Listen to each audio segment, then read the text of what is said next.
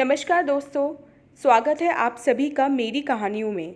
मैं हूं शिखा और एक बार फिर से आपके लेकर आई हूं एक नई कहानी और उम्मीद करती हूं कि ये कहानी भी बाकी कहानियों की तरह आपको बेहद पसंद आएगी और आप पहले की तरह अपना प्यार और सपोर्ट मेरी वीडियोस पर बनाए रखेंगे।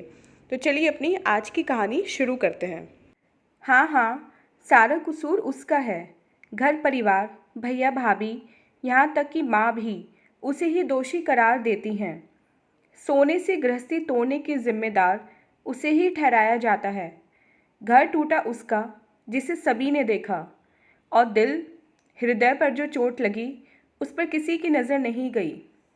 बेटी, मर्द को वश में रखना सीख। इस तरह अपना घर छोड़कर आने से तुम्हारा जीवन कैसे पार लगेगा। माँ के समझाने पर रमा बिफर उठी थी। माँ, किस मर्द की बात करती हो? उसकी जो बात बात पर अकड़ता है, अपनी माँ बहन के इशारे पर नाचता है, या फिर उसकी जो शादीशुदा एक बच्चे का पिता होते हुए भी? छी! आगे के शब्द आंसुओं में डूब गए। रमा, होश से काम लो। अब तुम अकेली नहीं, एक नन्ही सी जान है तुम्हारे साथ। माँ ने धीरे से कहा। इसी नन्ही सी जान की खातिर ही अपनी जान मैंने नहीं दी, नहीं तो किसी कुएं तालाब में कूद जाती। ना बेटी, ऐसी अशुभ बातें मुंह से मत निकालो। मात्र हृदय पिघल उठा। तुम्हारे दरवाजे नहीं आती, तुम लोगों के उलाने नहीं सुनती। मेरे लिए इधर कुआं उधर खाई है। रमा रोती जाती, बीच बीच में अपनी वेदना माँ के आंचल में डालती जाती। अभी भी बड़ी भाभी की ज़बान कैंची की तरह चल रही थी।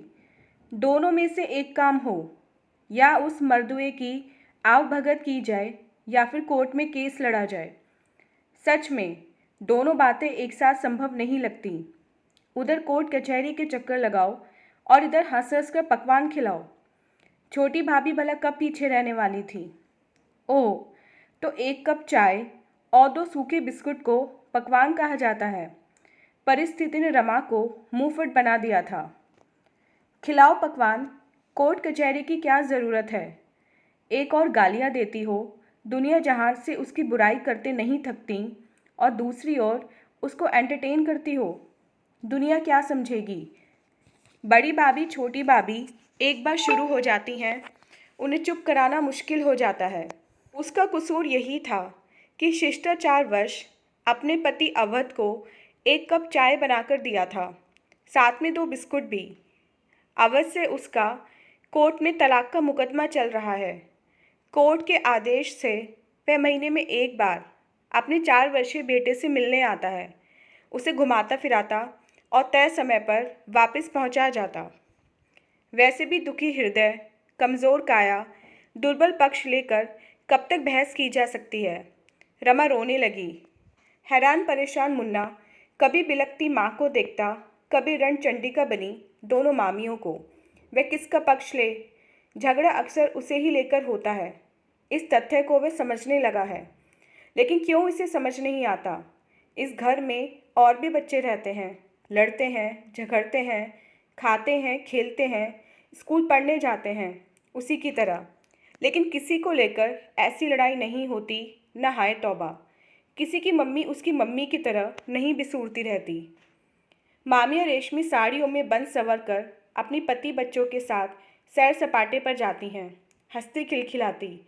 एक उसकी मम्मी है, बदरंग कपड़ों, सूखे होठ, उलझे बाल, किचन में रहेंगी या पीछे बालकनी में उदास खड़ी आंखें पोंछती रहेंगी। 30 वर्ष की युवावस्था में 60 वर्ष की गंभीरता ओढ़े मम्मी नानी के पास बैठेंगी। उनकी खुसर पुसर मुन्ने की समझ में नहीं आती। कुछ रोने धोने की ही बात होगी, तभी मम्मी का गला रूंधा रहता है, आवाज़ फंसी फंसी निकलती है। नानी भी एक ही टॉपिक से उबी हुई प्रतीत होती हैं, सो मुन्ने को झिड़क देती हैं, जा बाहर खेल, जब देखो माँ से चिपका रहता है। कहाँ जाएगा माँ, इसे कोई साथ नहीं खिलाता। मम्मी तुनक जाती। ढंग से खेलेगा, सभी खिलाएंगे। नानी उकताई हुई सी बोली। माँ, तुम क्यों नहीं समझती? बच्चे इसके साथ सौतेला व्यवहार करते हैं, बिना कारण मुन्ने से झगड़ते हैं, मारते व चिढ़ाते हैं। रमा का दबा आक्रोश मुखर हो जाता। नानी चुप रही। रमा का बात बात पर उत्तेजित हो जाना उन्हें नागवार गुजरता है, क्योंकि घर में तेज तर्रार बहुएं हैं। माँ बेटी को यूं बातें करना दोनों भाभियों को ज़रा भी नहीं सुहाता। आज हमारी खैर नहीं छोटी, खूब लगाई बुझाई हो रही है। होने दो दीदी, हम नहीं डरती किसी से। अपने पति की कमाई खाती हैं। कोई आंखें उठाकर देखे तो सही, नोच डालूंगी। बहुओं के ताने तिशरे से माँ घबरा जाती। मन ही मन उस घड़ी को कोसती जब रमा हाथ में अटैची और गोद में 10 माह का बच्चा लिए उसकी देहरी पर आई थी। 5 वर्ष पहले ही कितनी धूमधाम से बिटिया का विवाह किया था। दोनों भाइयों से छोटी, सबकी लाडली, पिता थे नहीं। उनकी जगह दोनों भाइयों ने रमा को पूर्ण संरक्षण दिया। दोनों भाभियाँ भी प्यार दुलार की वर्षा करते नहीं थकती थीं। आज वही भाभियाँ तलवार की धार बनी उस पर हर घड़ी वार करने के लिए बेचैन रहती हैं, शायद बदली हुई स्थिति के कारण। रहीमन चुप हो बैठिए, देख दिनन के फेर। आज मुन्ने को कोर्ट के निर्देशानुसार अपने पापा के पास 8 घंटे के लिए जाना था। वह उतावला हो रहा था। जल्दी मम्मी जल्दी, अर्धविक्षिप्त सी रमा गिरते गिरते बची। ओ, चप्पल टूट गई, इसे भी अभी ही धोखा देना था। 2 कदम चलना दूभर हो गया। पुरानी घिसी हुई चप्पल। वह लाचार इधर उधर देखने लगी। मम्मी जल्दी चलो, पापा आ गए होंगे। उसकी मनोस्थिति से अनजान मुन्ने की बेसब्री बढ़ती जा रही थी। मैं क्या करूं, तेरी जान को रोऊं? जब देखो सिर पर सवार रहता है, 2 मिनट की चैन नहीं, कभी यह तो कभी वह। महीने भर में खट्टी पिटती रहती हूँ, उसकी कोई कीमत नहीं।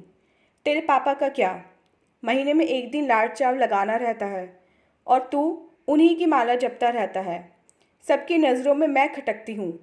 अब इस चप्पल को भी कब का बैर था मुझसे, इसे अभी ही टूटना था, मुझसे चला नहीं जाता। रमा बिफर उठी। मुन्ना सहम गया। उसने माँ के पाँव की ओर देखा। सच्ची मम्मी, इन टूटी चप्पलों में कैसे चलेंगी? चप्पल मम्मी के गोरे पैरों का सहारा भर थीं, वरना मैं कब की घिस चुकी थी, बदरंग पुरानी। मुन्ना की आंखों के समक्ष मामियों की ऊंची एड़ी की मॉडर्न चमचमाती जूतियों का जोड़ा घूम गया। कितनी जोड़ी होंगी उनके पास।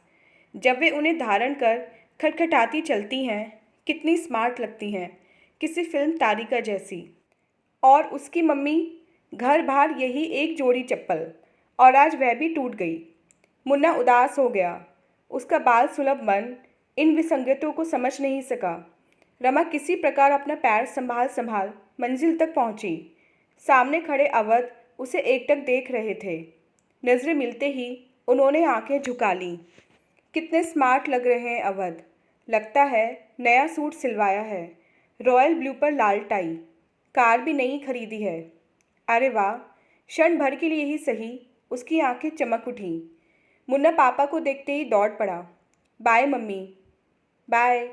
पापा, नई गाड़ी किसकी है? पापा को पाकर मुन्ना सारे जग को भूल जाता है, शायद माँ को भी। तुम्हारी है, तुम्हें कार की सवारी पसंद है ना? सच्ची, मेरे लिए मेरी है? उसे विश्वास नहीं हो रहा था।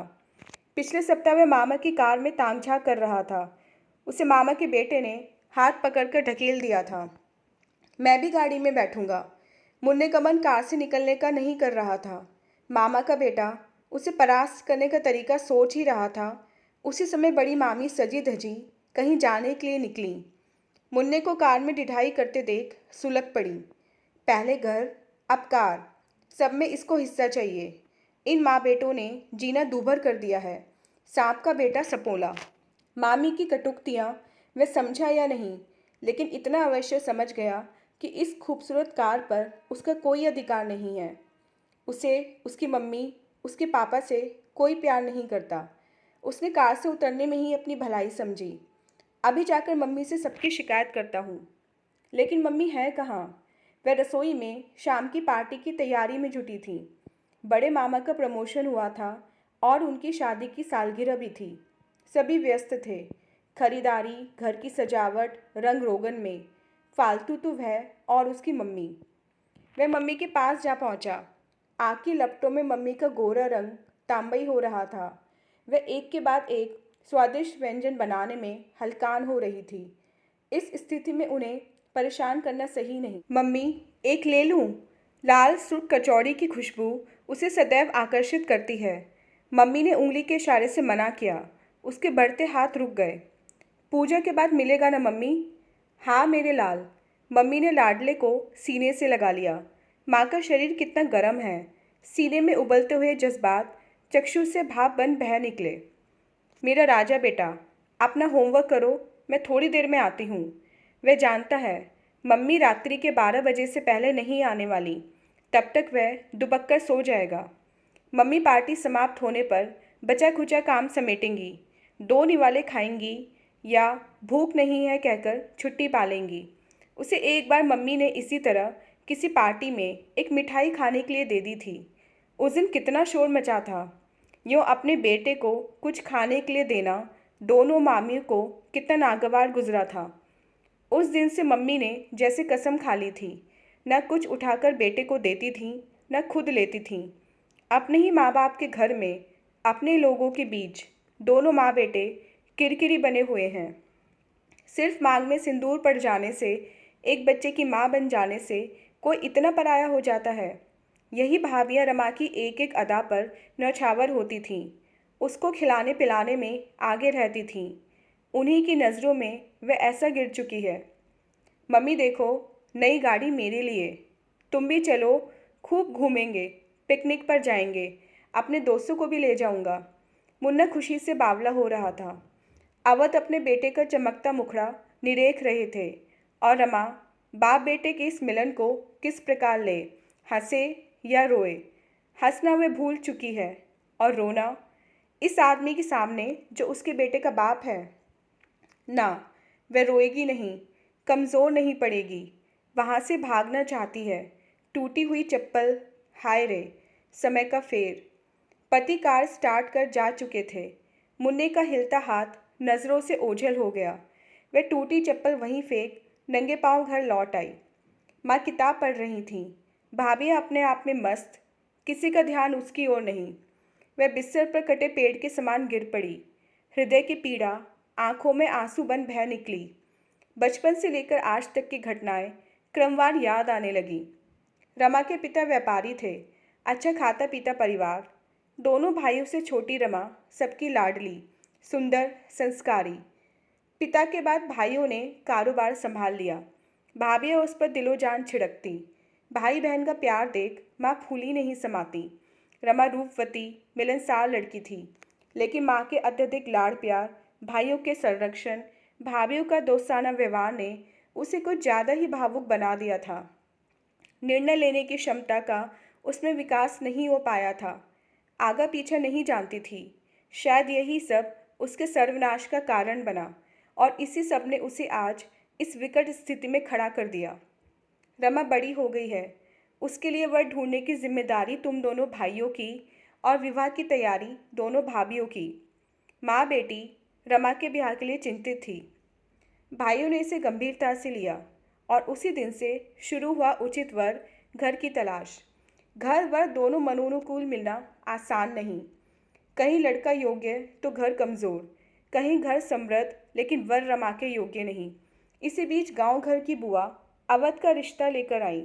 वे कभी अवध के रूप गुण का बखान करती, कभी उसके ऊंचे खानदान व धन दौलत का। रमा छिप छिप कर सुनती, अपने भावी जीवन की कल्पना में डूबती उतराती रहती। रिश्ता पक्का हो गया। विवाह धूमधाम से संपन्न हुआ। लेन देन में कोई कमी नहीं। वर पक्ष से कोई दबाव भी नहीं था। अवध के परिवार वालों को रमा भा गई थी। परिवार पसंद आ गया था। शुरू में सब कुछ ठीक ठाक रहा। अवध रमा पर जान छिड़कता था। मायके की तरह रमा ससुराल में भी सबकी लाडली बनी हुई थी। दोस्तों, इस कहानी का दूसरा भाग हम पढ़ेंगे नेक्स्ट पार्ट में। तब तक के लिए आज्ञा दीजिए। धन्यवाद।